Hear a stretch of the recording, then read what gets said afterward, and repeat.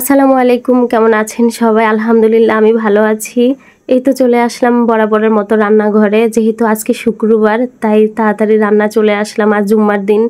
জুম্মার দিন তো তাড়াতাড়ি আজান দিয়ে দিবে, তাই তাড়াতাড়ি রান্নাটাও শেষ করতে হবে।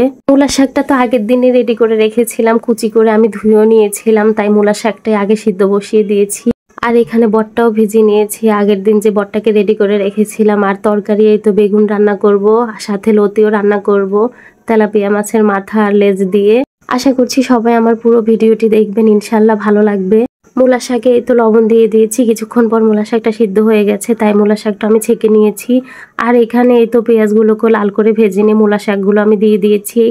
মূলা শাকটা যেহেতু আমি শুকনো মরিচ দিয়ে ভাজি করব, তাই শুকনো মরিচটাকেও তেলে আমি গুঁড়ো করে নিয়েছি আর মূলা শাকের মধ্যে দিয়ে দিলাম আমি।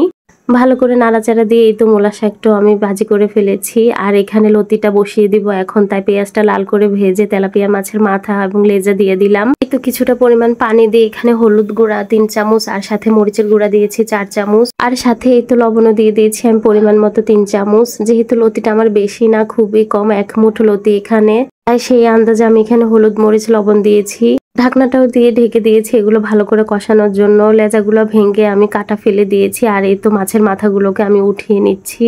আপনারা এখানে খেয়াল করবেন আমি এখানে একটু রসুন বাটা দিইনি, কারণ রসুন বাটা দিতে আমি ভুলে গিয়েছি। পরবর্তীতে যখন মনে হয়েছিল তখন লতিটা আমার হয়ে এসেছিল, কিন্তু তবুও সামান্য পরিমাণ আমি রসুন বাটা দিয়েছি। যাই হোক, লতিটা দেওয়ার পর ভালো করে একটু নাড়াচাড়া দিয়ে ঢাকনাটাও ঢেকে দিলাম। এই তো কিছুক্ষণ উতরানি আসার পর আমি একটা টমেটো কেটে দিয়েছি এখানে, আবারও ঢাকনাটা দিয়ে দিলাম ভালো করে হওয়ার জন্য। আর এই তো এই ফাঁকে আমার মেয়েটার খুব খিদে পেয়েছে, ও বললো আম্মু আমাকে একটা ডিম ভেজে দাও। আমি ওর জন্য একটা ডিম ভেজে নিয়েছি। পরবর্তীতে লতিটাকে আবার চুলায় বসিয়ে দিয়েছি। এই তো যে মাছের মাথাগুলোকে উঠিয়ে রেখেছি, লতিটা আমার হয়ে আসছে, তাই মাছের মাথাগুলোকে দিয়ে সামান্য পরিমাণ ঝোল দিয়ে দিলাম আমি। লতিটা আমার হয়ে গেছে, তাই কিছুটা ধনিয়া পাতা দিয়ে এই তো আরেকটা পাতিলে আমি লতিটুকু ভেজে নিয়েছি। আর এখন এই তো বেগুনটা রান্না করব বলে পেঁয়াজটা লাল করে আমি মাছের মাথা লেজাটাও দিয়ে দিয়েছি, সামান্য পরিমাণ পানিও দিয়ে দিয়েছি। আর এই তো এখানে লবণ দিয়েছি 2 চামচ, হলুদের গুঁড়াও দিয়েছি 2 চামচ আর মরিচের গুঁড়া দিয়েছি আমি 3 চামচ। আজকে বেগুনটা আমি আলু ছাড়াই রান্না করব, একদম মাখা মাখা করে, কোনো আলু দেইনি। বেগুনটাও পরিমাণে কম। আর এই তো কিছুক্ষণ পর আমি রসুন বাটাটাও দিয়েছি। এগুলো সব কষানো হয়ে আসলে মাছের মাথাটা উঠিয়ে নিয়ে তো বেগুনটাও আমি দিয়ে দিয়েছি। বেগুনটা রান্না যখন প্রায় আমার হয়ে এসেছে তখন আমি লবণটা চেক করে দেখলাম লবণটা আমার কাছে কিছু কম মনে হয়েছে, তাই কিছুটা লবণ দিয়ে এই তো মাছের মাথাগুলো যে উঠিয়ে রেখেছি ওগুলো দিয়ে দিলাম। বেশি পানি দিব না, সামান্য পরিমাণ পানি দিয়েছি, কারণ বেগুনটা গলে যাবে বেশি পানি দিলে। আর ফাইনালি এই তো ধনিয়া পাতা দিয়ে বেগুনটাও আমি নামিয়ে নিয়েছি আরেকটা পাতিলায়। চলে আসলাম এই তো গরুর ভুঁড়িটা বসাবো বলে। গরুর ভুঁড়িটাকে ভালো করে ধুয়ে আমি নিয়ে নিয়েছি। এখানে পরিমাণ মতো রসুন বাটা, পরিমাণ মতো আদা বাটাও দিয়ে দিয়েছি। বটটা যেহেতু এখানে পরিমাণে একটু বেশি, তাই এখানে লবণ দিয়েছি আমি 5 চামচ আর হলুদের গুঁড়াও দিয়েছি আমি 6 চামচ। চামচ হিসেবে আমি কোন চামচটাকে বোঝাচ্ছি সেই চামচটাও আমি আপনাদেরকে দেখিয়ে দিচ্ছি। আর এখানে মরিচের গুঁড়া দিয়েছি আমি 10 চামচ। যেহেতু আজকে আমাদের কাঁচা মরিচ নেই, তাই মরিচের গুঁড়াটা একটু বেশি বাড়িয়ে দিলাম, কারণ ভটভাজিটা যদি একটু ঝাল ঝাল না হয় তাহলে খেতে ভালো লাগে না। আর আপনারা যারা আমার সবসময় ভিডিও দেখে থাকেন তারা বুঝবেন যে আমরা ঝাল খেতে খুবই পছন্দ করি। আর এই তো এই চামচে আমি 10 চামচ জিরার গুঁড়ো দিয়েছি। বটের মধ্যে যেহেতু প্রচুর পরিমাণে চর্বি আছে, তাই তেলের পরিমাণটা আমি কম দিলাম, বেশি দিলাম না। আর এই তো পেঁয়াজ কুচিটাও দিয়েছি আমি আমার পরিমাণ মতো। এখানে 3টা তেজপাতাকে আমি ছিঁড়ে দিচ্ছি, 6-7টা এলাচি দিয়েছি আর মাঝারো সাইজের 1 টুকরা দারচিনিকে আমি দিয়ে দিয়েছি ভেঙে টুকরো করে।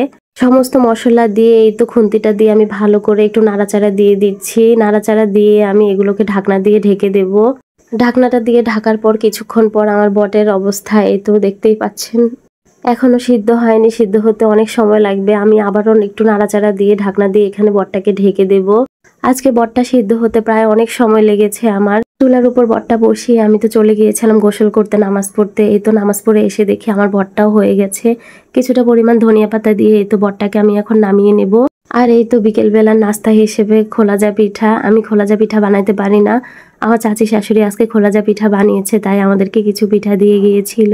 আমি তো দেখে মহা খুশি হয়ে গিয়েছি, কারণ এই পিঠাটা আমার খুবই প্রিয়। আর এই তো দেখতেই পাচ্ছেন বটভাজি দিয়ে আমি খেতেও বসে গিয়েছি। আমি আর আমার ছেলে এখানে বসে খাচ্ছিলাম পিঠাগুলো। আমি অনেকবারই চেষ্টা করেছি এই পিঠাটা বানানোর জন্য, কিন্তু কখনো এই পিঠাটা আমার হাতে হয় না, কেন জানি হয় না। মোটামুটি আল্লাহ দিলে আমি সবকিছুই পারি, কিন্তু কেন জানি খোলা যায় পিঠাটা আমার হাতে হয় না। যাই হোক, পিঠাটা বট দিয়ে খেতে খুবই ভালো লাগছিল। আর আজকে বটবাজিটাও অনেক মজা হয়েছিল, সবাই অনেক তৃপ্তি করে খেয়েছিল, কারণ অনেকদিন পর বটবাজি করেছিলাম। আমার আজকের ভিডিওটা এই পর্যন্ত। দেখা হবে আপনাদের সাথে নেক্সট কোনো ব্লগে। ততক্ষণে সবাই ভালো থাকবেন, সুস্থ থাকবেন। আল্লাহ হাফেজ।